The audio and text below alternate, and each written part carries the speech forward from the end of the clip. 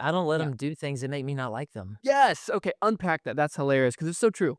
I just don't wanna not like my boys. I wanna like my boys. So if they do stuff that makes me not like them, I make them stop that thing. Now, you gotta be careful because some guys are like, welcome to the Family Captain Podcast. I'm your host, I'm your coach, John Michael Clark.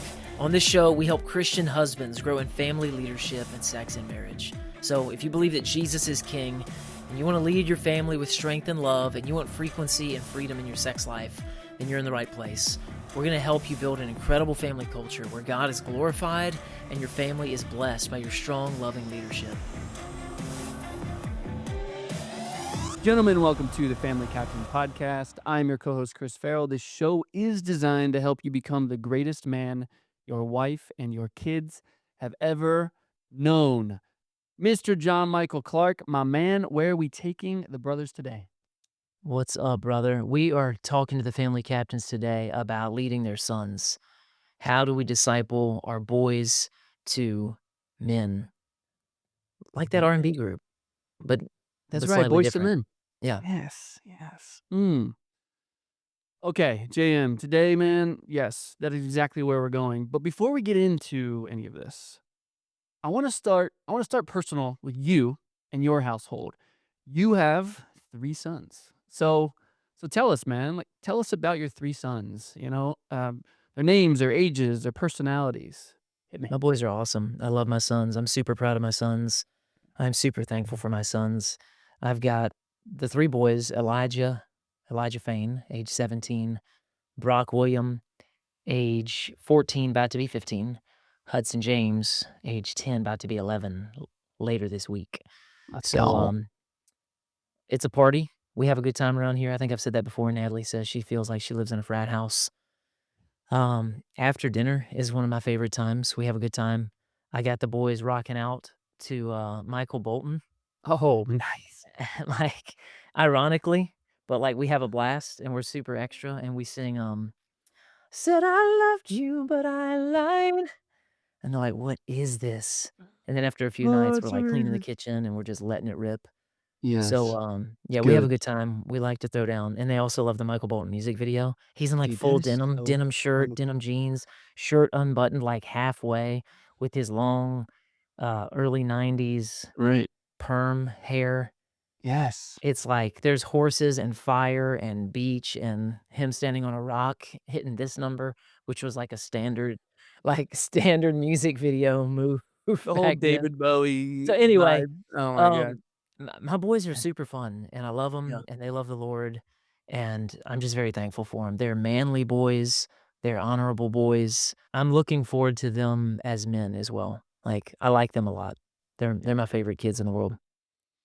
That's good, man. That's good. Have you introduced your boys to Office Space at all? The Michael Bolton No, parallel. I've quoted it. I've told them about that exchange. I'm like, "There's Okay. a movie," and they're like, "Blah, blah, blah." They're like, "Can we watch it?" I'm like, "We'll have to see if it's on VidAngel," 'cause All right. I'm sure we Hey, there's your it's a plug for VidAngel this again. episode, again, brought to you by VidAngel. VidAngel's not paying me, but still, we'll just give them some credit because they have a great product. We should hook that up. I mean, Diary of a CEO does it all the time. He'll actually find something he likes, and then they'll reach out because he's a viral sensation, and then Yeah, they'll be like, "Dude, bro. you wanna make some money Yeah, from yeah, we this?" need to talk to VidAngel. Somebody Yeah. reach out to VidAngel and tell them that I'm hooking them up. There we go. There we go. Alright, so awesome. So you have 3 boys. You have Elijah. Now, Elijah Fain, is that a middle name or like It's how his middle name. okay, so Elijah Fain, Faine. Faine. It Okay. was a good friend of mine in middle school back in the Nice. day, Oh, really? so I named Wow. him after a friend. Dude, that's amazing. We can all only hope to, have our friends name their sons after us. That's legit. Okay. So, Elijah's 17, becoming a Yep. man very, very Yeah. quickly. Brock is almost 15, you said, Yep. and then Hudson is coming up on 11. Right. Okay. So those are different ages, right? And there's a decent range. My boys are 1, 4, and 5, so I'm in a completely different season than you, but you've been through this season. And so I'd love to know, Jam, like, has each one of your sons required something completely different from you as a father? It like, how has the way that you show up, for each kid changed per kid? Definitely, first of all, and I'm sure all the dads can relate, like, "Man, they're all different," which, of course, we know Different. intellectually, But when you see it again, you're like, they really do need something different. Their soul needs a different kind of ministry. They need a different kind of discipleship. The basics are always the same, but he needs something unique. One little example I remember from when they were little. My firstborn is very firstborn. So when we were teaching him to make his bed when he was little, he's like agonizing over it. And all around, with him, I knew I had to say, buddy, it's good. All done. You're finished. He's like, with this wrinkle, buddy, good job. I knew that about him because he could be tempted to be focused on perfectionism and obsess over it Yeah. compared to like my youngest, which is like, Hudson, get in there and make your bed, you know, Right. for the millionth reminder. So like, they each need something different in that Yes. way. That's one quick example that I always notice with them. But Yeah. yeah, you see their personalities, you see their strengths, you see their Mhm. weaknesses. They're not gonna get an A plus in every area of life. You want to fuel their strengths. Like we've said before, Michael Jordan could not become the Michael Jordan of baseball. He tried. Right. He's a Michael Jordan basketball. So I wanted to fuel their strengths. I wanted to get their weaknesses up from an F to about a C average. I'll accept a C minus, honestly, and whatever their weaknesses are.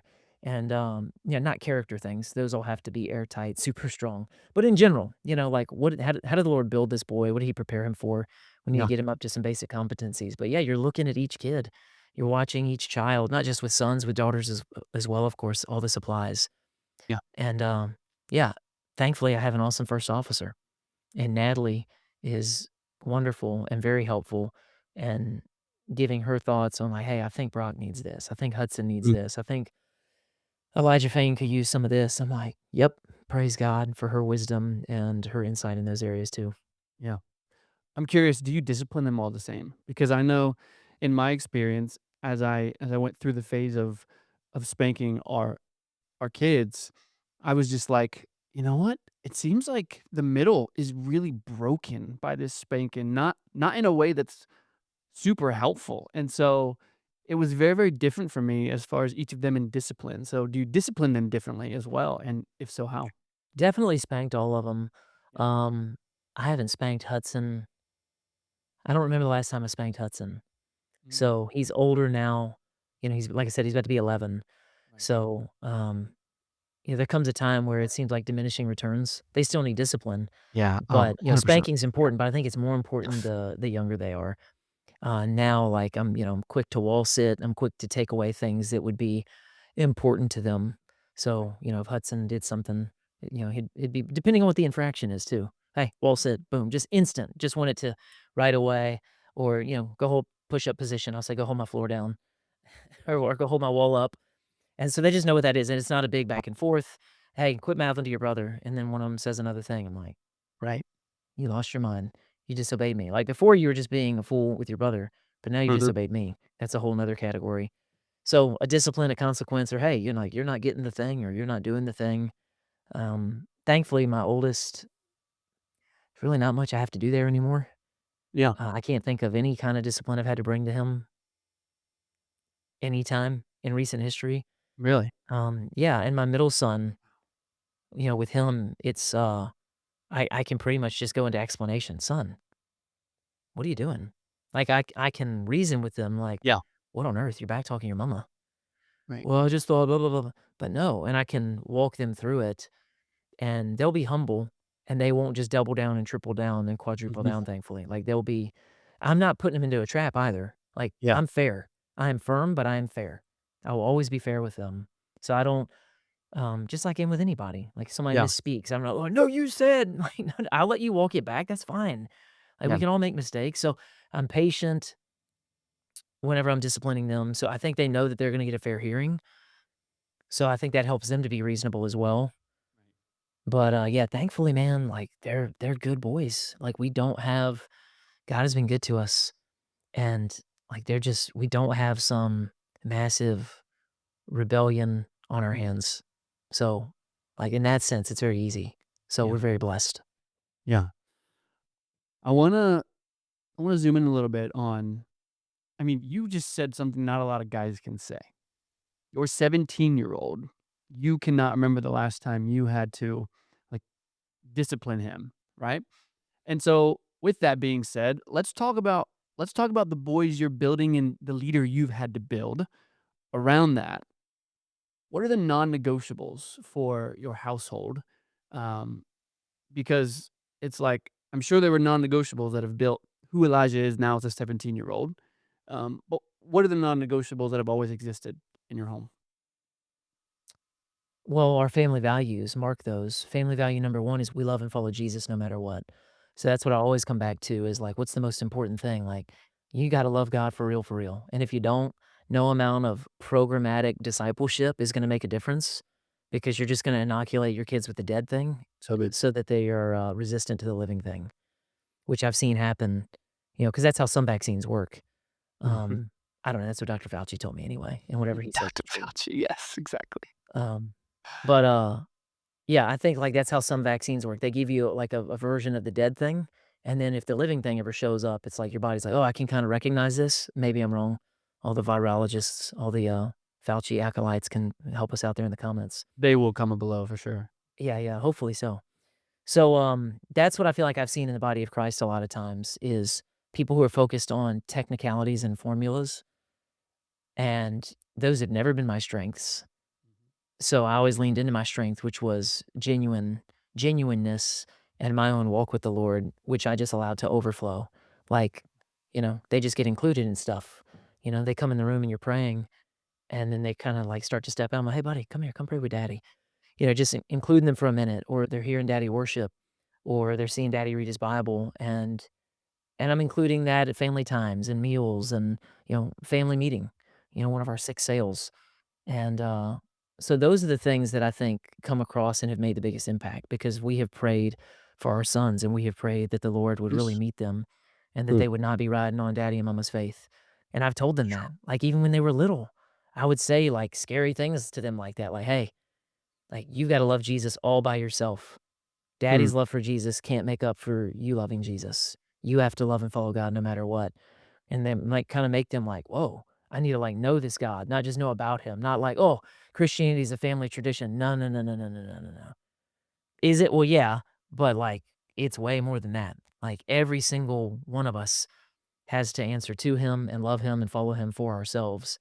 So, I think those are the things that I've done best, and those are the things that I think have impacted who they are, and Natalie as well. Like, that's what she's done best. Yeah.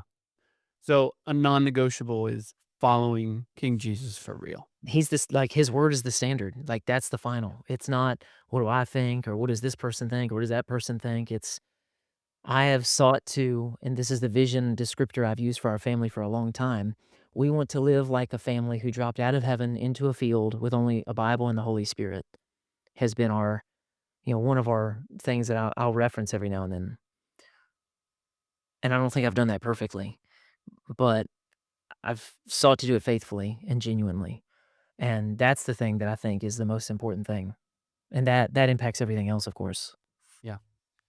Without getting too personal with your 3 boys, have any of your boys come to you with questions about the faith, doubts, just normal things that you guys had to work through, given that that is the non-negotiable in your family? Yeah, absolutely. I mean, they've dealt with all kinds of things that our mind would handle and our mind would wrestle with, and, that's where sofa time even matters for your kids, where you're having just quality time, hanging out time, and people are just allowed to say real and normal things, or they're hanging out on the back deck with daddy.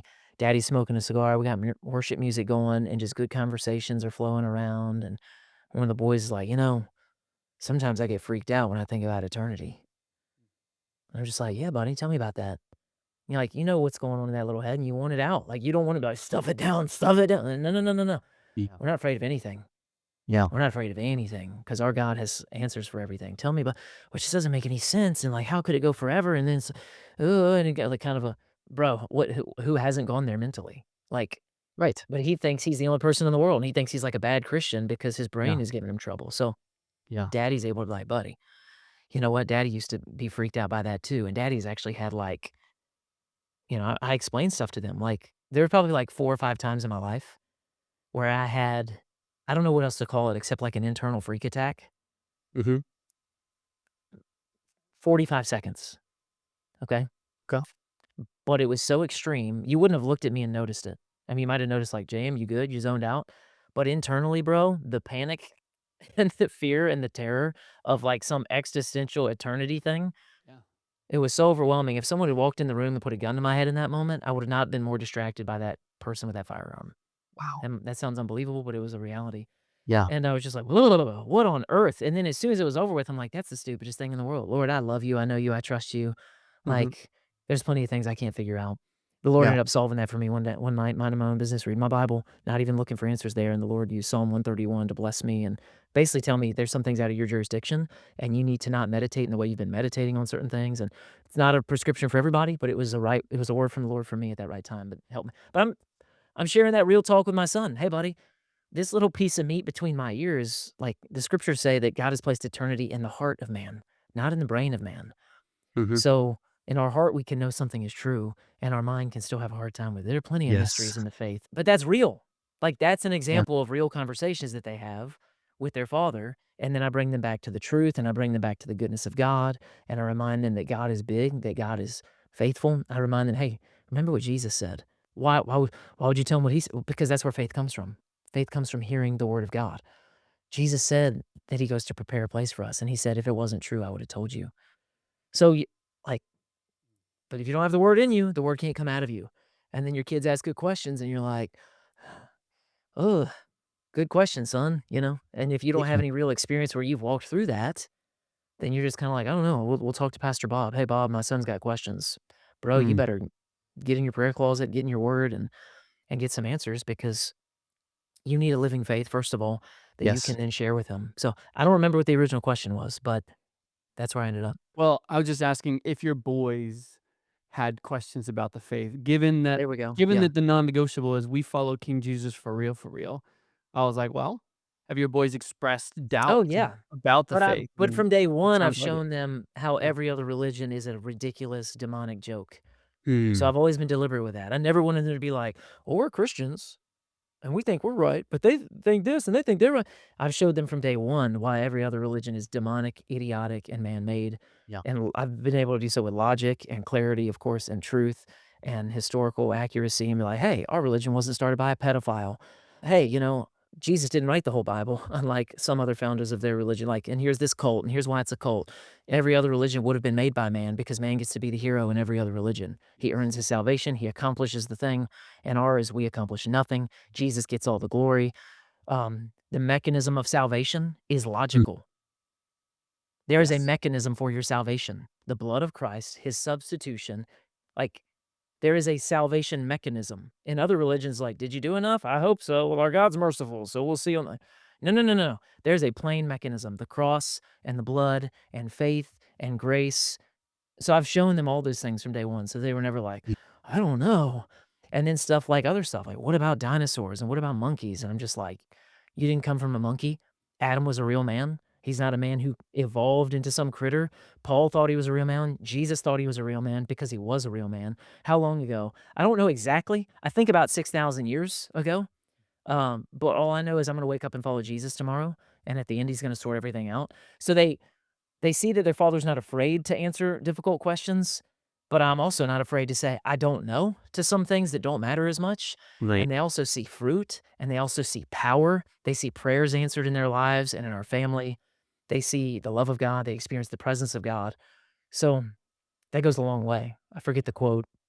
I forget who said it. "A man with an experience is never at the mercy of a man with an argument." And my sons are growing up with an experience of Christ Yes. and really knowing him. So, yeah, Yeah. I haven't sheltered them in the inappropriate sense. I've definitely sheltered them in the appropriate sense. Yeah. But, I'm the one who teaches them the ways of the world. I'm the one Yeah. who teaches them about the demonic lies that they can expect and the kinds of attacks that they can expect. So, yeah, we're not afraid of tough questions. We've had late night conversations together. I have, Natalie has, on walks in the car. Nothing's off limits, and nothing's like, "You can't ask that here." This isn't a prudish family who's pretending to have it all together. We're saying, "God help us, we need you." And Natalie and I pray that Mm. way as we lead our boys, and, we pray that way with our boys. Yes. That's so good. That reminds me of the way that Frank Turek quotes in his book, I Don't Have Enough Faith to Be an Atheist. He says that kids who are Christians lose faith in the college. They're talked out of the faith very easily because they were never talked into it. Because when they asked the questions, the parents never had the answers and they would just suppress it because they didn't really have the depth of faith to actually go through those questions with their kids. And so I think there's something so powerful about being like, you know what? That's a good question. We should go figure that out together rather than like, I'm supposed to have all the answers. Oh, no, I don't. And then there's this lack of credibility within our parents. Um, Yeah. but, but I it's don't know that actually, I'm the guy who dug out everything they ever asked, well, sure. but what I'm good at is a a simple childlike faith. It's real for me and it's genuine for me. I'm not Mm, I'm a two-time college dropout. Like, that's real.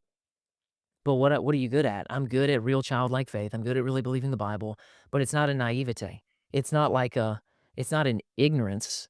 It has been an experience. It started with me of like knowing the Lord because my parents thankfully discipled me as a child, so I knew him. And then yeah. by the time the world started to come in with lies and stuff, it was like I might not have had explanations for everything, but I still knew it was nonsense and idiotic. So I still was like I mean, I remember being a little kid in school and being, like, super suspicious of my history book and the stuff they would say, and I just remember being like, "Nah, I don't think that's right." Yeah. So, like, that was a healthy skepticism. Like, I always doubted the world. I was always like, Right. I'm gonna trust Jesus. I'm gonna trust I'm gonna I love Jesus. I'm gonna trust Jesus. I'm not gonna trust Yeah. anybody else." So, that was the grace of God, obviously, working in my life to protect me even then.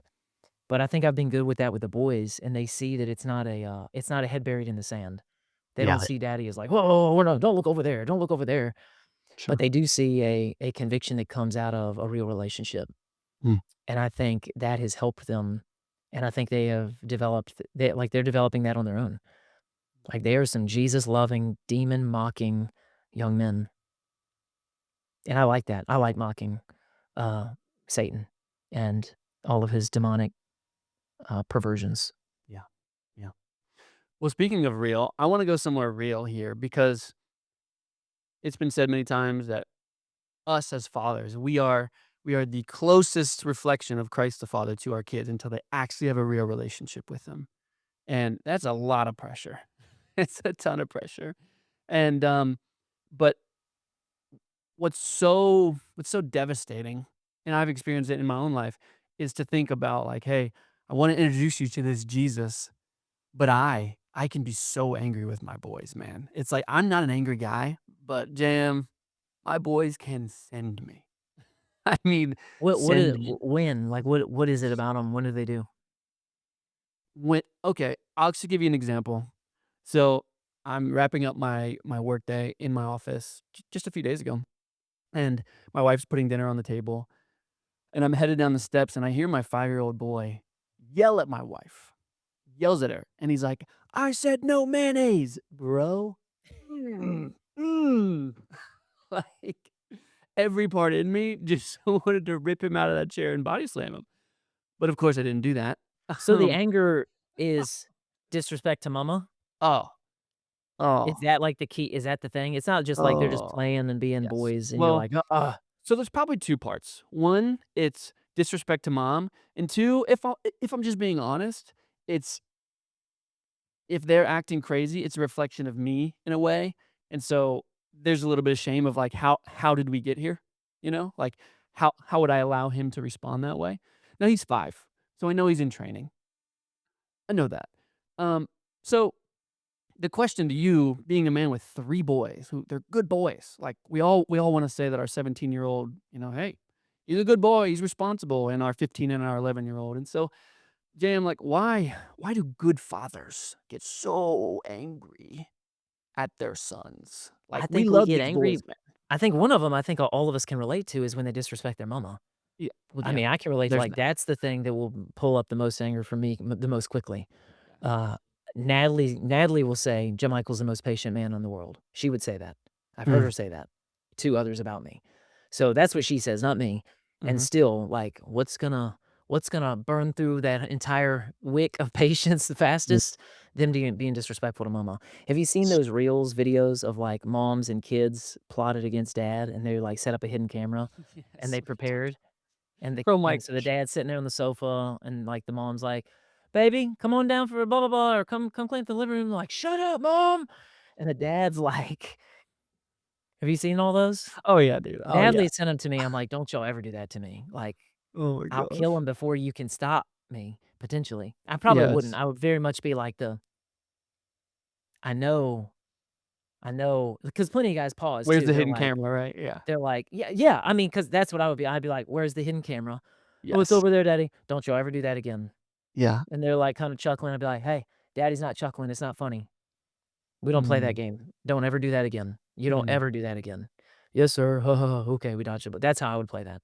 Yeah, yeah. But yeah, this video is like, Oh, yeah, "Go clean your yeah. room. Shut up, mom." Some dudes are like coming up Oh gosh, like they dude. got launched out of their chair, Oh, or they just like the double yes. take and they look at their wife like, "Did he just? Did she just?" So that's a Yeah, good instinct. yeah. That's a loving husband, and that's a loving father. Like, why do you want that? Well, because you don't want your child to destroy their life. Mhm. You want their child to honor their father and mother so that all will go well with them and they'll live long on the earth. You're Yes. going to make sure that they honor the woman who carried them in her womb, and you're going Yes. to make sure that they are obedient to the Lord. Like, there's a lot of reasons that that's a good thing to get mad about. Yeah. But then, yeah, I mean, do we represent the Lord to our kids? Yes, absolutely. But also, that's why we have to lead the way in repentance. Not that the Lord ever repents, but we have to show that, hey, we're doing our best to represent him and we fail. So that's the other thing that we have to do is we got to repent. We got to be, hey, your kids need to hear you say, Daddy's sorry. Hey, earlier, like, and then be very explicit with what was wrong. Daddy was right to correct you. Daddy was Mhm. wrong. I was too big and scary and gruff and what I Mhm. said or what I did, like blah blah blah. And they're like, I'm so sorry for that. I'm so sorry Mhm. for this thing. Not this Mhm. thing. This thing was sin, though. It was wrong. Daddy lacked self control. Would you please forgive me? So it still points to Jesus as the hero, and it Mhm. still it builds trust because they already know we blew it. Guys like, my family won't respect me if I don't apologize. No, they don't respect you because you don't apologize and because you never own it. So, I think it's good that guys have the instinct that, and that's it for me. If they disrespect Natalie, then I'm like, "Boy, you will try that one more time." And they're like, "Daddy is furious." Like, that's my furious. "My son, you will try that one more time with her. Go ahead right now and try that one more time." And they're like, "This guy is cracked. Like, this dude is like, he's on the brink." Yes. And then they'll, blah, blah, blah. I mean, I can't even think of a time when that's happened lately, and maybe I had a little bit of dramatic effect right there. Yeah. But it's not far off from, like, Yeah. what universe do you think you're in? Yeah. Like, what world are you from? Are you my son? Or Yeah. did somebody swap you out with some alien who doesn't know how to treat? And I'm like, "You will Right. honor your mother. You will honor my wife." Yes. I'm like, "Mom, I'm sorry, blah, blah, blah, blah, blah. Thank you. That won't happen again." Yeah. So it's like heavy weight. But yeah, we gotta keep ourselves in check Yes. because I think that's the one that goes first. And then Yes. the other stuff with boys, man, like, that's just like the price of doing business. Like, it's boys. Oh Like, gosh, dude, there's they're so gonna well, be they're gonna be real extra, they're fast, gonna be wild. let me explain how I handled it real fast. I didn't body slam him. Okay. Excellent. In my mind, I did, you know? But then, like, it snapped back to reality. I was like, "Okay." Don't do it, don't do it. I actually went the opposite direction, and I was like, "Son, you're right. She should not." I'm kidding. I didn't do that. I didn't. "Jonna, didn't he Like, tell you no but mayonnaise?" no mayonnaise, Jonna. No. Okay, but so I just walked downstairs, and I was like, "Oh, dude," I was lit, and I You grabbed a came plate. down to them. Mhm. I Okay. came down because she was so stressed, she You didn't were really like. upstairs, you heard the no mayonnaise, you come down. Yes. I came down for dinner because I was already walking down the steps. Oh, Okay. dude. And so she didn't really even handle it. She was just kinda stressed. She's just moving And on, like, yeah, yeah. And I grabbed his plate and I took it from him, and I explained to him, I was like, "We're gonna try that again in 5 minutes." And I set a 5-minute timer, and I made him watch all of us eat for the first I said, "You shut your mouth. You don't say a word, like, not a word." And then I let "Thin him try it ice, my again. dude, thin ice. Oh, dude, I was so mad. So mad. So I wish you try me." oh, dude. But yeah, but, the scriptures, I was in Matthew this morning, and there goes Jesus saying that, if you have anger in your heart, you're murdering. I'm like, "Did I murder my kid? Because 'Cause I'm just I'm struggling." Yeah, so again, I realize he's in training. I get it. I'm trying to be patient, but that homie can send me because, he will just test every absolutely. fiber of my And being. and there's also just, like there's other stuff. Now, disrespect is unacceptable, but, um, with boys, there's also just the cost of doing business, man, like, it's a boy. So, he's made outside of the garden. He is where the wild things are, and then he has to be brought into the garden, and we don't want him turned like, into something he's not supposed to be, and also, like, hey, there's a way to function in the garden. So little boys are, still very raw and, no impulse control at that age. So, like, daddy has to be his None. impulse control, and, and that'll be different with different sons, as you're already seeing, I'm sure, Yes. some of 'em I remember one day with our youngest, years ago, he was maybe 3, getting his shoes on at the back door, and I've never bought nice sunglasses, ever. I just don't see the point. I've See always the kids bought break cheap them. sunglasses, but I Yeah. went I went big time, and I bought a pair of $18 sunglasses. Hey, And that use the bro, money, guys. that was kinda like, "Man, I'm gonna treat myself. These look really nice," and, a pair Mhm. of, aviator-looking glasses, some gas station, some big, truck stop, yeah, I was Those are the ones like, you use in your ads? "No, Okay, I was no, gonna I'll say, tell you I what was like, happened with wow. this pair. Yeah, you'll see."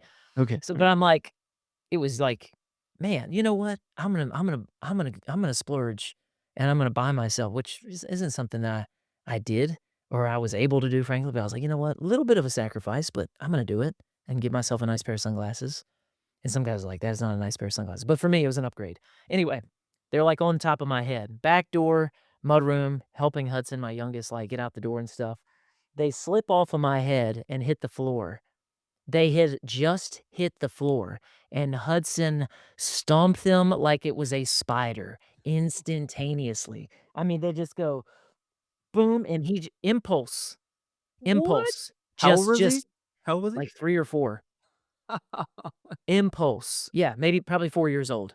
Yeah, So just like, "Hey, buddy, here's your backpack, here's this," and whoop, it was floor stomp was the cadence. just Like, I immediate. couldn't even, like, anything, and he just and now it just no.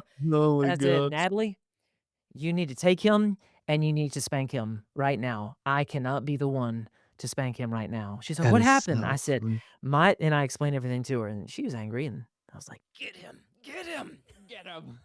please." Trusted. I was like, "I can't Oh, be the that's one." Well, hilarious. like, he needed to be trained, like, he had to continually be Yes. trained. Like, my other 2, my oldest would have been like, "Oh, daddy, you dropped your sunglasses, father." And I'm like, "Thank you, son." My Right, youngest is exactly. like, "Ah, what's wrong with you?" Oh So, my anyway, gosh.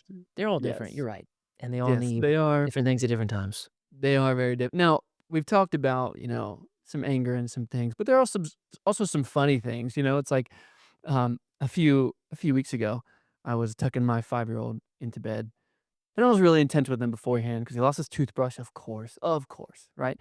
And I was, like, really upset with him, and then I got in bed, and I'm praying with him. I was like, "Hey, man, I'm really sorry, buddy. Like, I was just too intense with you.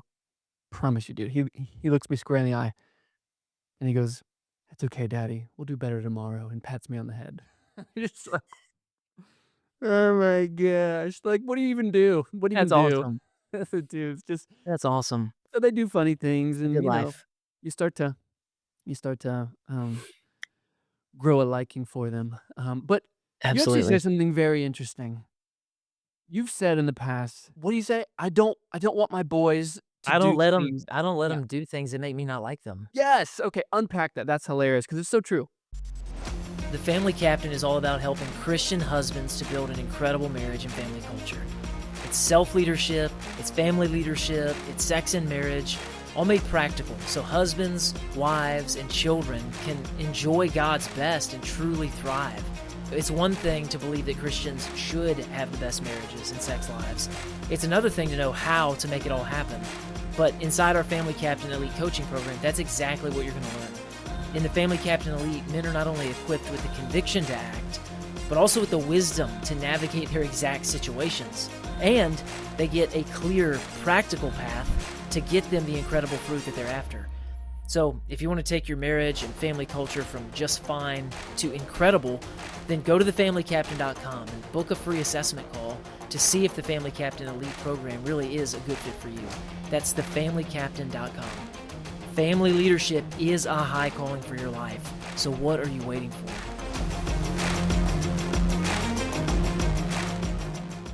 I just don't wanna not like my boys. I wanna like my boys. So if they do stuff that makes me not like them, I make them stop that thing. Now, you gotta be careful because some guys are like, "Yeah, I don't like him playing piano." Like, bro, that's your own weirdness. You gotta get I'm talking like other stuff. But anything if you feel like disgust when they do it, and again, like, well, I feel disgust when he plays piano. All right, my brother. Well, something's wrong with you and you gotta sort that out. But in general, you need to like your kids.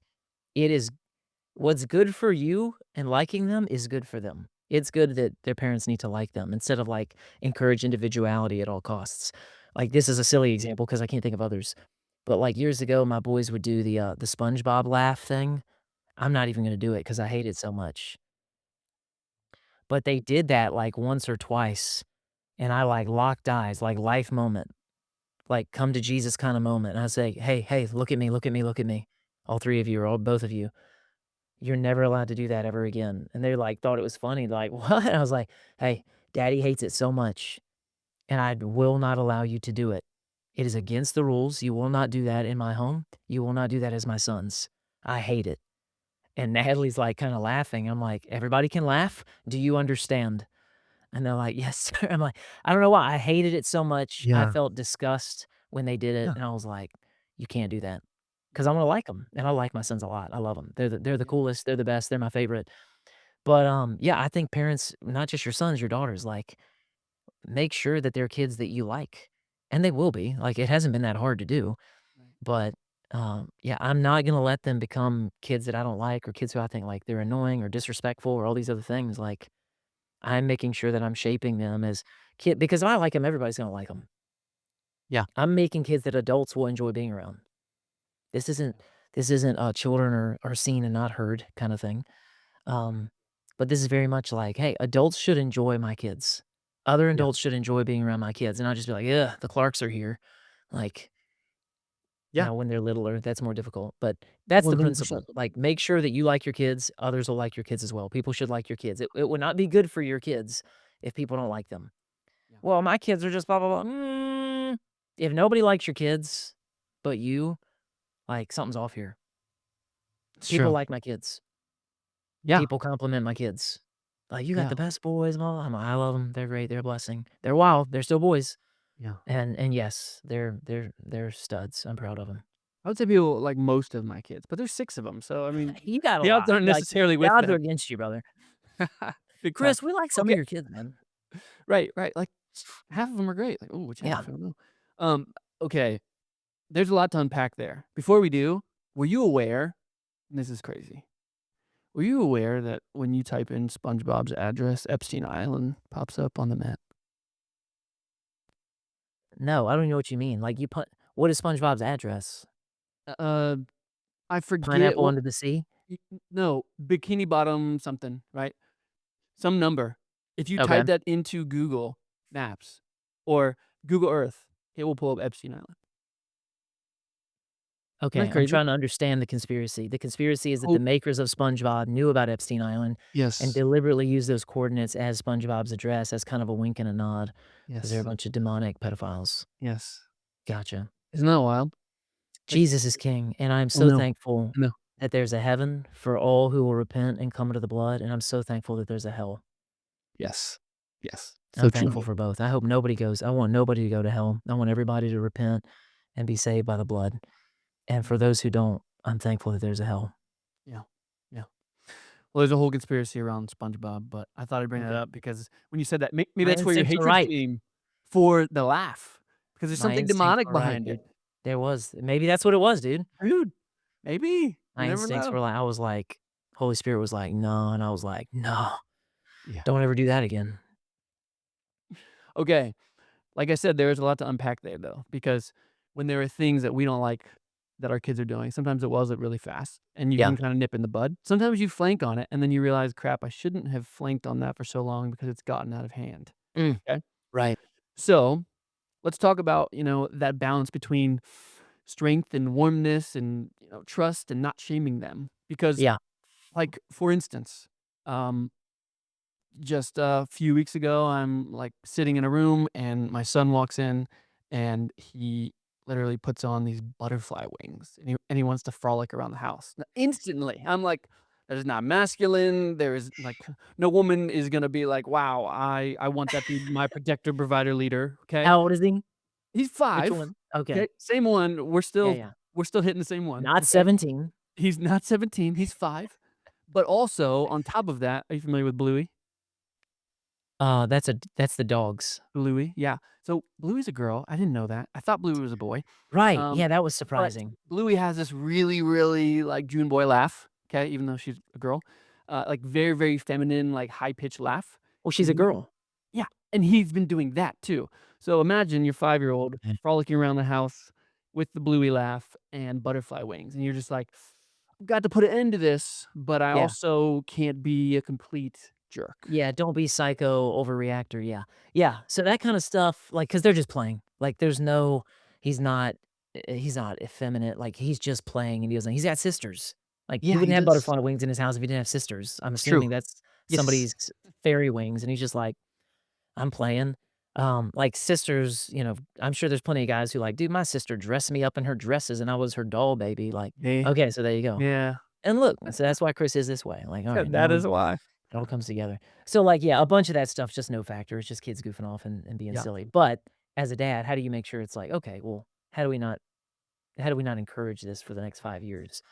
So, the kind of thing I do with that, like, one of my little boys comes I mean, they didn't have fairy wings because I only had boys, so everything was superhero and ninja and Rambo, and Right.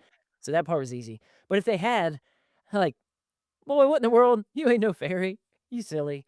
Yeah. Like, I didn't give him, like, "Super cool, buddy. Oh my No, goodness. heck You're no. a fairy. You c" Nor am I like, son, get them wings off." Like, chill out, brother. Right. John Michael, that's like your own you're just freaking out, dude. Your own Yeah. insecurities, Yeah. like, "What in the world? What are you doing? Look, daddy, I'm a fairy." "You ain't no fairy, boy. You're daddy's man." Mhm. Like, that was always my default. My sons have Mhm. always heard daddy's man, daddy's Daddy's man, man. daddy's man. Daddy's like, "This is my baby." I'm like, "That ain't no baby. That's daddy's man." So I let her say, "This is my baby." I don't say, "Don't call him baby, Natalie. Don't do that." Right. But That's good. they've always heard, so then I can be a mama's boy. They can be mommy's baby, and she still says that to them. She'll pull our 17 years, "Please sit in mom's lap." She's like, "Oh, you're too big." And she's like, "This is mommy's baby." And they know that it's just their mama, getting her mama fix. Yeah. But always, your daddy's man. Your daddy's Mm. man. Daddy's man. You ain't no butterfly. What are you doing, crazy? "Oh, I'm a butterfly." You ain't no butterfly, crazy. What in the world? Just goofing off. And then just let it go. He's playing, not a big deal. That's it. So I just kinda cast my vote, laughed at him because it's like, "You're silly. That's funny. Mhm. That's silly," instead of like, "Son, come here. Come, listen to me. Let's talk about masculinity right now. Remind me, what is a man f" like, chill out, brother. He's Yeah. just running around playing. It was the Good. toy that was, the first one he grabbed. He's allowed to be a butterfly. Yeah. He's not allowed to be a fairy. Butterfly, it's just a critter. That's a great distinction. Yes. Yeah. A butterfly is just a critter, a beautiful critter the Lord made. "Hey, I'm Right. a butterfly. That's cool, Starts out buddy." as a masculine caterpillar. You could be a caterpillar, Yeah. eat and destroy all the leaves, and then you fly away, and it's like you You can be fly the away in a big, beautiful manner. you're the awesome, powerful butterfly now. But like, "Daddy, I'm a fairy." "No, you ain't no fairy, boy. You're a super cool butterfly, though. That's awesome." Yeah. "No, That's I'm a not fairy. pink or You're purple. not a fairy. Girls are fairies, crazy. What in the world?" Right. Like, Yeah. "Ha, ha, ha, dismiss." So it's just Yeah. like, cast my vote, let him go play. It'll be Yeah. alright. Okay. If he's 17 and he rolls up and he's like, "Hey, dad, what do you think about" I'm like, my son. Yeah. It's a Okay. different story. Okay. Let's go to the older ages, right? Because I've only had a boy 5 and under. 1, 4, and 5 are my boys, so I'm not at those stages. I know there are guys out there listening, they're like, "Man, my boy is just, like, constantly playing video games, or he's constantly doing things that I know are not productive for his future, and I've gotta balance the strength and the warmth and trust with him, but also, like, putting him in his place." Yeah. We don't want sissies. We don't want incompetent sissies. That's for sure. Um, and generally speaking, most of us need to move towards the other ditch. But I think a lot of us tell ourselves that that ditch is closer than we thought. You know, Yeah. does that make sense? Like I think culturally, have you seen the memes? It's like your grandfather at age 18. and it's like like shooting a 50 Storming cal, like Normandy Beach, yeah, right? like storming Normandy and like killing Nazis, Right. and like you at 18, and it's like, ooh, okay. Yeah. Now, is it fair? It's not necessarily fair. Is it true? Yeah, it's kind of true. Um, Culturally, is it a thing? Probably so. So, can we move the needle towards more masculine behavior? What's masculine? Protector, provider, leader is masculinity. So, yeah, generally we need to move towards like we need sons who are productive Yes. and not just consumers. So, you've got to move that spectrum wherever he is. You got to start moving him towards it. And one of my boys has been writing he's just been for weeks and weeks and weeks, like in some of his spare time, he's just building a story, building like a big book series with GPT, and he's creating the ideas and back and forth, and the robot's helping him write it, and he's writing a bunch and giving it an idea, and he's just having fun with it. So it's just kind of like it's an entertainment tool. I'm like, "Hey, you wanna make a movie out of this? Do you wanna write a book with this?" He's like, "No, I'm just doing it for fun." But, Mhm. like, truly, right before I came in to record, I just did a quick check-in around the house on everybody, and he was doing that. I was like, "Hey, what you doing? You done with school?" He's like, "Yes, sir, I'm finished for the day." I was like, "Alright, shut the computer." I was like, "You working on your thing with GPT?" He's like, "Yes, sir." I was like, "Close it." He's like, "Why?" I was like, "Because you got a life to build." Like, Yeah. that's it, like, you got like, because 'cause you're my manly son, you got a life to build, so they've heard that tone and that theme before. I'm like, "Hey, no more of that today." He's like, "Daddy, why can't I keep going?" Like, "Because you don't need to. Like, build something else." I was like, Mhm. "Fold those clothes over there, do this, do that, read a book, but, like, do something where you're producing, because this is kind of producing, but it's also an entertainment sinkhole." Yeah. So it's this kinda weird thing I've been trying to navigate. It's not like pure video game. It's kind of creative, but it's kind of also like the robot's being creative with you. And so Right. anyway, I just said, shut it. I didn't say never touch that again. Um, so in general, my boys are always being steered towards like, hey, how you being productive? How you being helpful? What are you accomplishing? I want to measure them according to progress. Yes. And I want to see them grow in manfulness. And especially my 14-year-old who's getting ready to be 15 next month. Like, I need to see building. I need to see more from him. I need to he's in young manhood right now. His next move is gonna be the day I tell him he's a man. Now that's years away. My 17-year-old, he's much closer, probably within a year for sure of me telling him he's a man. My youngest is just now about to be put into out of boyhood, which is the earliest stage I have, and he's just now about to be put into mature boyhood. So he has been uh the one I've put in latest in that category. But in general, yeah, I'm always challenging my sons to be manly, to be manful. I'm putting inspiring stories in front of them, Yeah. inspiring manly men, Christian and non-Christian. Like Teddy Roosevelt, and we've got a book. It's called Manvotionals. It was put out by the Art of Manliness, Really? Brett Okay. McKay, Yeah. the blog that they have. And it's like that lives downstairs, and, any random evening, I might pick that up and read a couple of them, and, like, we talk about that, like, "Oh, my that dude's is so epic," or "That guy did this thing," or "Man, what a great speech," or "That's an awesome poem." So, I've always encouraged their masculinity. Like, if I had daughters, I would've always done like, "Hey, son, it's so good to be a man. Daughters, it's so good to be a woman. Like, you're it's awesome. The thing you are is awesome," but we had 3 boys, so we're just Yeah. masculinity all the time. Yeah. But, so we always promote that. So it's not just get off the video game and like we've talked about, "Hey, honey, can you get off Instagram?" "Okay." The wife's off Instagram. "Now what, hero?" Like, what am I supposed to aim for? She doesn't have a vision for homemaking. She doesn't have a vision for being your helper, your glorifier, a life giver. You just asked her to stop a thing. Yeah. So a lot of times we make the mistake of just telling the kids, "Hey, stop that. Cut that out. You're on the video games too much." And like, Yeah. what else is there? What am I supposed to do? And we're like, well, build a life, go Yes. exercise, work out. So whatever they see daddy doing, if they see you doing that, then you can teach that and disciple that.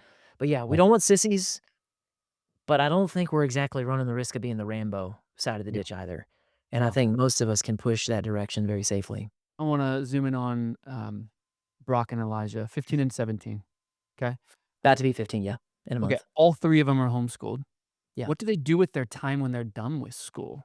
Help us understand what life they're building outside of school. Elijah Vane works in the family captain. So he's in his senior year of high school, which really he finished high school last year.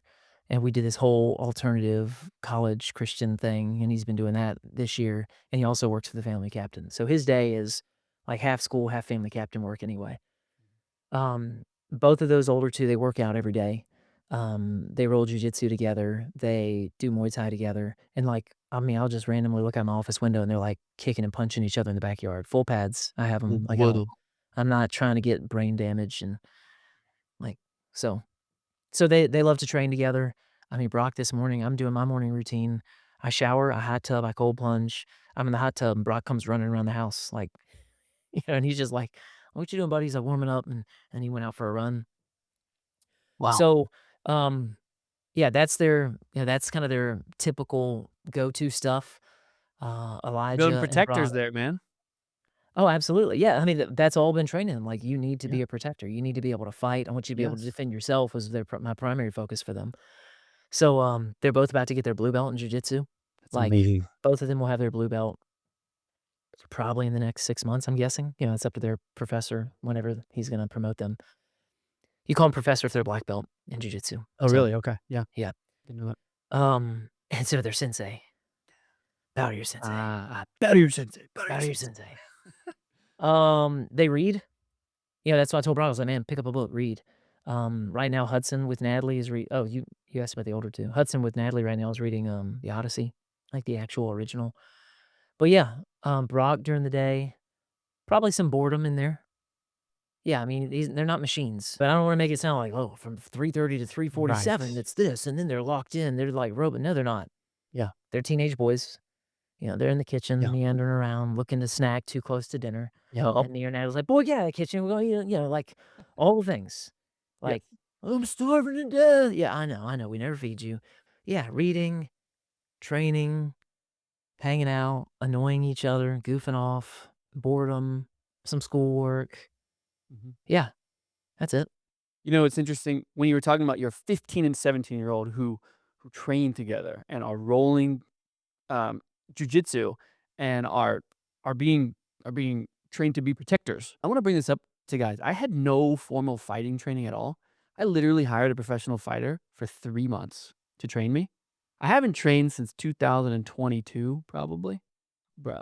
3 months, just get after it, and you can learn how to defend yourself so fast. Like You still feel very confident. I still feel very confident as far as like Yeah, just knowing what to do. yeah. Um, Just it some doesn't take simple that basics, a long. simple I target. think I think a lot of guys are intimidated by learning how to protect yourself and fight and stuff. It actually doesn't take that long. Now, obviously, I could be a million times better if I had done it, 3 sessions a week from 2018 till Well, now. you went from 0 to 1 or maybe 0 to 2 0 to 1, or but 0 to 3. instead of going to, like, an actual place, I just I just took the guy and I hired him. I was like, "Hey, I just wanna move faster," right? Like, I want the fast track, and I hired him and just went 3 straight months, so I want guys to know, like, it is possible to gain that level of confidence as a protector. Yeah, that's a great point. Yeah, we need to build it. All Yeah. any area. Yeah. Progress, remember, is how we're measured, AKA faithfulness. Be faithful with what you have. Okay, so that's amazing. Your boys train jujitsu. They're trained to be protectors. Elijah is working in the family captain. He's obviously trained to be a provider, understand business and all the things. And He's then, starting his own business as well. dude, see, that's amazing. And then your boys are, avid readers, which really supports just being a leader and learning the things you Yeah, don't yeah, yeah. know. The reader part's super big. I'm super Yeah, thankful. Natalie read to them a yeah, ton when they were little, and we yeah. just kept getting them books they were Phenomenal. interested in. That's the key with boys. You're Yes. like, "I want 'em reading good stuff." Like, bro, when they're little, you get them what they like. If it's Yeah, Dog Man, if it's this, if it's like you get them what they like, clean, of course. Get them what they like. So they're like, books are in their hands, books are in that's their good. hands, books are in their hands, books are in their hands. That's the key. And then, like, eventually, it just keeps growing. And they're just used to, like, yeah, I'm a reader. Instead of like what I had to overcome, which like, I'm not a reader. I had to become a reader. My boys have never known the difference. So that's super helpful. I want to pivot to the battles that you will always fight. And I want to preframe this by saying that something I will always fight in my household is I will fight for the truth. My kids will not lie. I always tell them, like, I will not raise a liar. Like, I will Yep. not. I will not. And, Right. and that came from an actual moment when I was like probably 7 or 8 years old. My dad was like, "Hey, you want to go to the computer store with me?" I'm sitting in line with him. It's this big long line. There's a little gumball machine. And I just reach in my pocket, pull out a quarter, pop a gumball in there, grab it, put it in my mouth. And he's like, "Where'd you get that quarter?" He knew I didn't have any money. And I was like, "Oh, I had it," right? And he poked and he prodded and he found out that I stole it from my sister's dresser, right? And I remember him leaning down and looking at me and saying like, "I need you to understand something. All that matters is your word.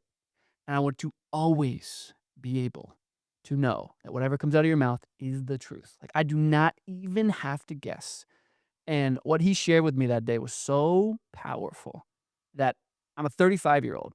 And like, I promise you, man, like the truth matters so much to me. You ask me the most uncomfortable question, and it's true, right? And so I really take that at face value That's awesome. when Jesus says, like, "The truth will set you free." I'm like, I mean, I would have a hard time with, like, someone coming to my door and saying, "Do you want a firearm?" if they were confiscating firearms, and they're like, you know? Where Just to be every like, "I no hablo English." there it is. But anyway, that's just the thing, man. And so whenever my kids are lying, I'm just always instilling that into them. And so that is the battle I will fight every day of the week, 24/7, 365. What Yep. about you? That's one of them for sure. I mean, if you hadn't even given that example, I wouldn't even have one. You'd Oh, be like, really? "What battles Okay. will you always stand?" We're like, "I don't know." Like, we're Yeah. following Jesus no matter Yes. what. Like, we Yes. have to, have to, have to. And then but yeah, I mean, you might be able to list other stuff and be like, "Oh, same." And I can Mhm. say ditto on the whole lying thing. Mm. Like, I've done the same thing that your dad did since they were little, like, "Hey, hey, hey, hey, hey." And they also have to know they're gonna get grace, because otherwise, like, they will be driven into lying. Like, if they think they're just gonna get nuked Yeah. anytime the truth does come out, they're like, "Well, I better cover myself." Like, Yeah. "Hey, there's forgiveness and there's grace in this household, Mhm. and there's confession of sin in Yeah. this household. There's repentance in this household." Like, there's both and. That's good. So that's Yeah. that's a biggie. That's a good one. But yeah, back to the thing I'd said earlier, like we love and follow Jesus no matter what. That's who the Clarks are. That's what the Clarks are about. I've always emphasized that they're always going to be there for each other. Mm. Like, hey, these are going to be your best friends for Respecting the each rest of your other. life. Yeah. These are going to be your best friends. Maybe they're not right now, but they will be for the rest of your life. When you're all men, you're going to be there for each other no matter what. And I've also always been very focused on you're always going to take care of me and mama. Now, I intend to take care of everybody as long as humanly possible until I die. I wanna take responsibility for my whole clan and be a blessing as much as possible to everyone, Yeah. but I want them to also know, like, you don't leave, uh, Mm. us, and it particularly mama. If daddy goes to heaven first, you're not like they're gonna see that none of their grandparents are going into a nursing home ever over my dead body. Will I let any of that happen? Well, how? I don't know. I'm working on that and praying on it, and I need a lot more money, to make a lot of this stuff airtight. But that's a value. Like homeschooling's a value. My parents, my in-laws are not going into a nursing home. So my boys have like that's some kind of value stuff. Um, I don't know. There's probably others that I don't know if Natalie was standing here, if the boys are standing here, they're like, "Daddy, like this is a thing Mhm. and that's a thing." Oh yeah, yeah, that too. Yeah, that too. I mean, our family values, of course. Yeah, Like of there's course. plenty of other things that I emphasize, but Yeah. Where those do are you some good ones. flank? That might be the better question for this to jog your brain. Where do you where where do you flank when you're like, "Ah, gosh, I should address that, but I'm just trying to, like, not be too intense. I can't fight every battle." Yeah. Man, that's where I need wisdom. Mm. Because that's a great point. Because some of the brothers need to hear that. They think holding the standard means being perfect with it, but if you're perfect with the standard, most likely you're probably exasperating your children, which is what scripture warns us, particularly as fathers, against. Yeah. Yeah. Do not exasperate your children. You'll embitter them towards Yes. you, towards the Lord, and they're just like and you're like, I'm gonna stand up for the truth and I'm gonna hold the line." Like, that is a value, is absolutely good and appropriate. You need wisdom to go along with it so you do not crush their soul and so you do not discourage them. And that's an important question so the guys need to know that they need to have range. Yes. Everything doesn't get the full nuclear response every single time for every single thing. Like we need to be fair. We need to be gracious. We still need to have standards, but that takes wisdom, and we've all blown it with that. And then there's probably seasons where we can look and go, "Man, I handled that well." Yeah. And especially as they get older, the smaller that they are, the more it needs to be because I said so. They need to be submissive in heart. Mhm. I'm an authority, you obey me because that's it. And then as they get older, you want them to have more understanding. They need to have more understanding, but not from a disrespectful place. Like, you owe me an answer, mom. You owe me an answer, dad. Let's clarify some things. I owe you nothing. And also, I want to train you because I want them to want the thing I want for the reason I want it. I don't just want them to obey the law and then be like, I can't wait to get out from under the law. I want them to realize the law is good and beautiful and good. So they take the law with them and go, thank God for that law that was trained into me. So the older they get, the more it's conversation, the more you allow things to go, and but they got to stay respectful. Yeah. So that's the thing with our oldest, plans in the future. And he's like, hey, I told y'all I was going to do the thing. We're like, buddy, I have no memory of this. Mama has no memory of this. But here we are now. So let's discuss it and let's figure out the thing and blah, blah. Like, that's been a thing for the past couple of years that we've, like, frustratingly, jokingly, the three of us had mocked together. We're like, he even joked with us the other day. He was leaving the house. Natalie was sending him to go grab something from the store. And he was like, oh, just want to remind y'all I got such and such tomorrow. And then he shut the door and walked out. And I looked at her and I was like, did you approve that? And she's like, no. I was like, I have no memory of that. She said, Mm. I have no memory of that. I was like, is he just playing? Like, was he saying that to be, like, ironic? Like, so I called him on his phone, and I was like, "Hey, Bo." He's, like, in the driveway pulling out. I said, "I have 0 memory, and mama has 0 memory of you saying blah, blah, blah." And I just left it there. And he's got no poker face. He's like, "Daddy, I really I I told y'all, I can't believe this is happening again." And then he cracks up. He's like, "I can't keep going." He's like, "No, I was just missing y'all. There's nothing tomorrow." I was like, "Alright, see you in a minute."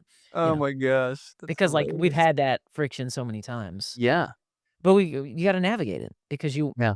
he needs more respect the older he gets. He's feeling more like a man, he acts Mm. more like a man, and he should be treated more like a man. So, yeah, time, season, ages, stages, heart, personality, soul, it's almost like you gotta be paying attention, and you have to be a deliberate leader. Yeah. It's almost like being a family captain has, like, work to it, and Mm. effort, and thought that has to go into it, and you need to be on track, and you need to know the strengths and weaknesses Mm. of your family members and how you're praying for each of them and how to disciple each of them. And like, this one needs, buddy, your bed is made. Good job. Leave it alone. And this one's like, dude, go make your bed before I throw you out the window. Like, that was my oldest and my youngest. My oldest, when he was little, learning to make his bed, he's like, this wrinkle. I'm like, I learned, I knew, I saw. Hey, buddy, Yeah. it's done. Good job. It's good. Good job. He needed to, like, get over his perfectionism, his obsession. Compared to my youngest, I'm like, "Buddy." He's like, "My bed's made." I'm like, "Dude, the this blanket's in the floor. The pillow's in the floor." He's like, "Well, I fixed the blanket. I fixed the" So, like, different kids, you're learning, need different things. So, Yes. yeah, flanking, Yeah. this is why we gotta be men of prayer.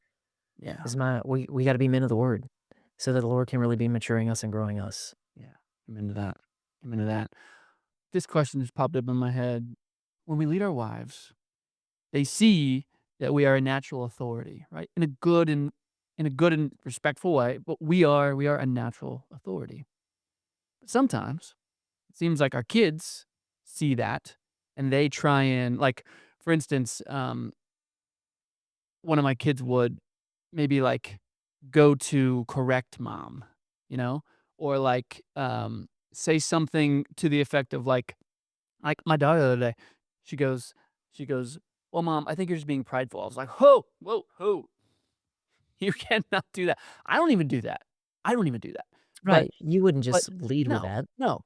But how do we how do we make sure our kids know where they are at in the pecking order? It's like, "We are the generals, you are lowly privates."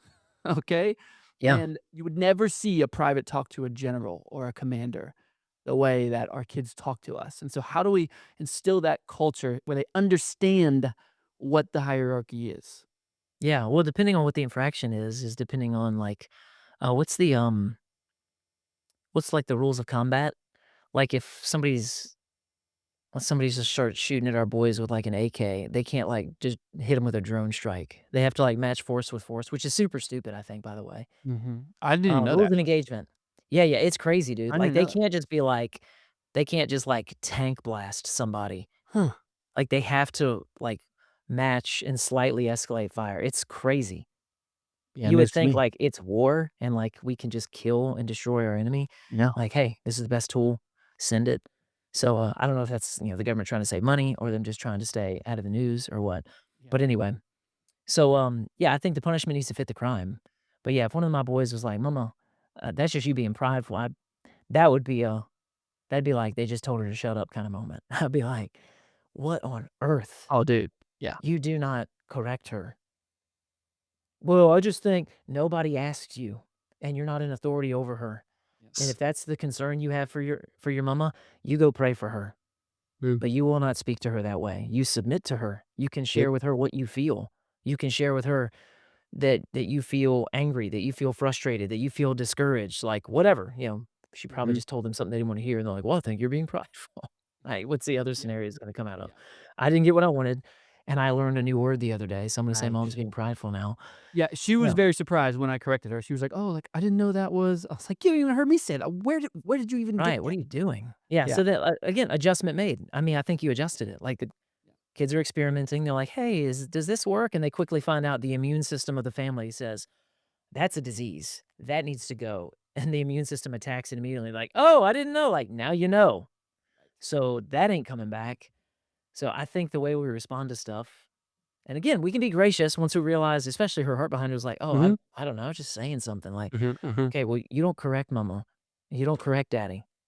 Not because we're uncorrectable and because we are super prideful, but it's not your place. It's not appropriate. It's not. Yes. When we look at scripture, so plenty of people are objecting right now, but when they read their Bibles, brother, dude, man, the Melvinism is such, there's so many distortions in it. There's so many distortions in it because everybody thinks humility, you should be able to take correction from anybody, anywhere, at any time, which is actually true. You should be able to receive that.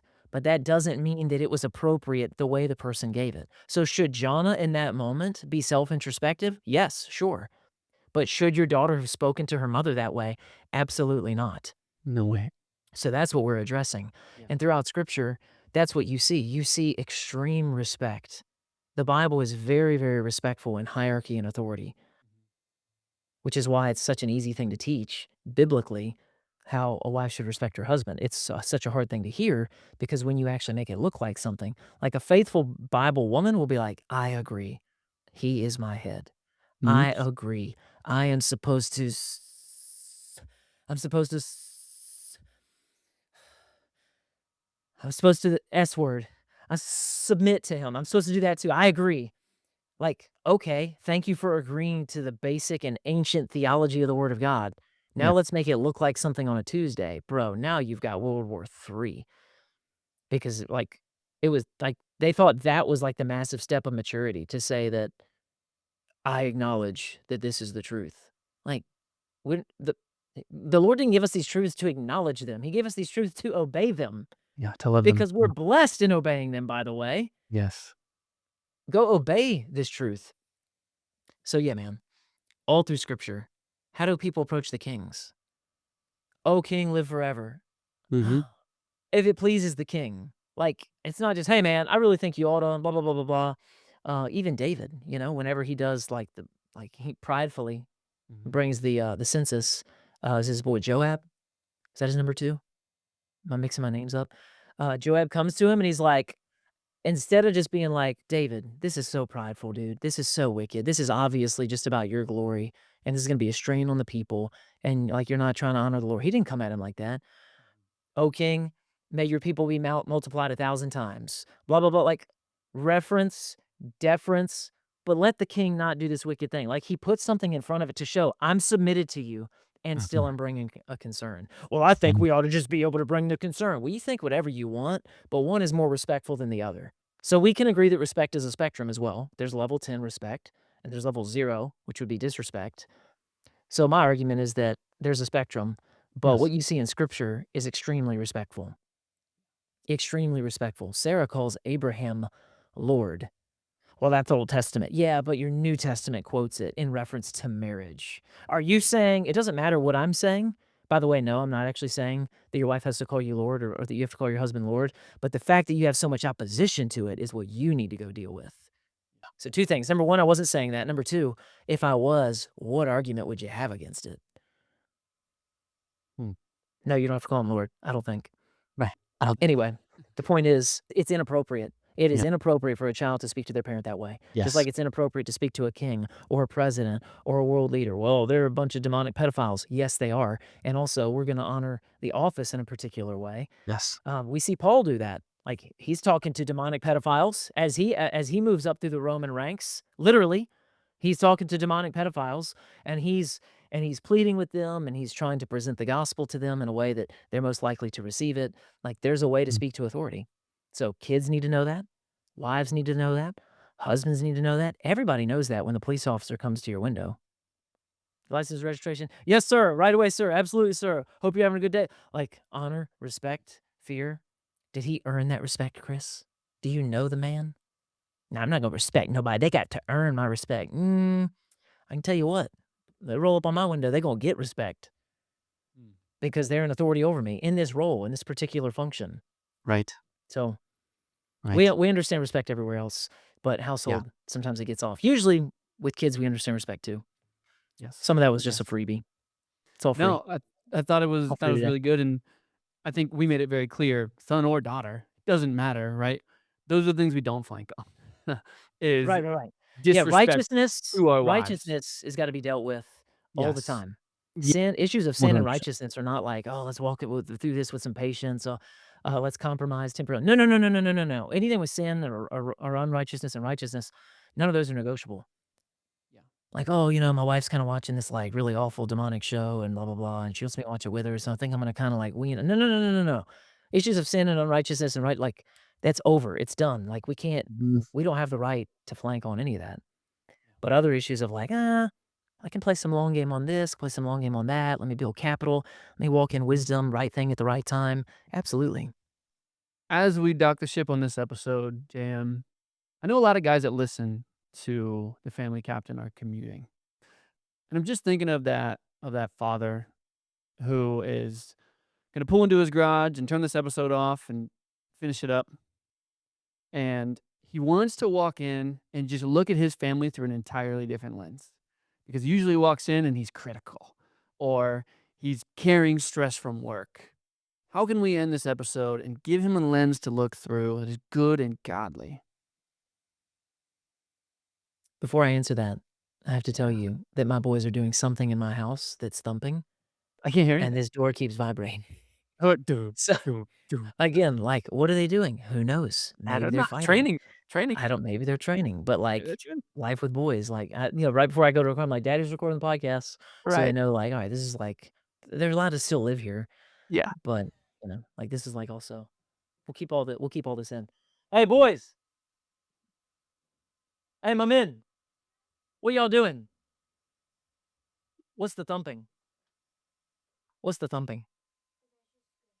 The garage door? Oh, it keeps thumping. The front door. Alright, daddy's recording. Thank you, my man. There you have it, everybody. There Real it is. time, real life. That's how you handle it. Just yeah, it's not the end of the world. It's okay. Yeah. I've jokingly to the family many times, like, whenever I'm recording something, I'll, like, teasingly open the door, "Hey, I'm trying to tell everybody how to be a good husband, good father. Yo, knock it off! Ruining my day." Ah, that's good. What do we say to the guy who wants a new lens? Well, I've been bragging on my boys. So, one of the things I would tell somebody is, of course, make sure you're not comparing. We shouldn't compare to others ever because it just crushes us. I mean, sometimes it can be inspiring when I look to others, as long as I don't do it with jealousy or self pity or something. But in general, like you can't compare your day 27 to somebody else's day 2070. So wherever you are in your journey, brother, just know like that's okay. And that's where you're supposed to be. And that's or maybe you've been stuck, but you can move on. You can start to make progress so you don't keep reliving the same day over and over and over. So just compare it to the you of yesterday. And then the next thing I would say is start to develop your vision. I know you just pulled in the garage and it's time to go in the house. But right now, thank the Lord for your family. Thank the Lord for the good that He's done because there's plenty of it. There's a lot of it. Thank the Lord for the things you're genuinely grateful for and then go inside with that gratitude and give your blessing, give your presence, give the thermostat, start giving the same daddy over and over and over. So they start to experience, man, this is a stabilizing force in our home. Yeah. And then from there, yeah, longer game, build a clearer vision. Yeah. I don't know. I don't even know what I want. All right, but you got to start, man. I just want it to be beautiful. I love that, brother, but you got to get more precise. I just want it to be like loving and just happy. I love that, brother, but you still got to get more precise. But that'll be one step at a time. That's normal day 27 stuff, man. Don't sweat it. Day Right. 28, you'll keep growing. Day 29, it's one day at a time. I mean, last night at the dinner table, I asked my family, literally asked this question, boys, I said, everybody answer. I said, how are we going to make sure that your children and that your grandchildren and that your great grandchildren and that 1,000 generation of Clarks all love and follow Jesus for real, for Mm. real? Like not one person can be lost and go to hell. We don't get to be here for that whole time. We only get our time. What are we going to do? Like, I wasn't asking that question 10 years ago, Chris. I hadn't thought of that. I wasn't thinking that way. Oh, I need to start asking that question. No, Joe Michael of 10 years ago, you're where you're at, buddy.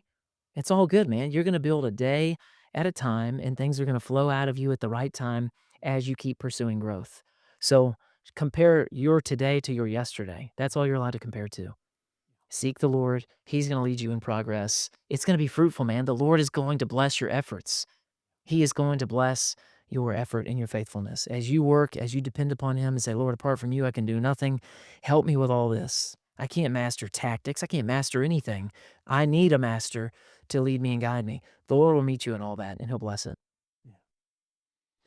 That lands, dude. All of this has been so good. Just learning about your boys, learning about how you operate as a family captain in your family, and then us just kind of going through these examples on the real and the raw, the things we get angry about, the standards we're trying to set, the non-negotiables in our house, the battles we want to fight, the strength versus the warmth, all the things, man. And so, for guys who are looking for the next step, man, the fast track, the Family Captain Elite, you can check out the description below and book an assessment call with the team.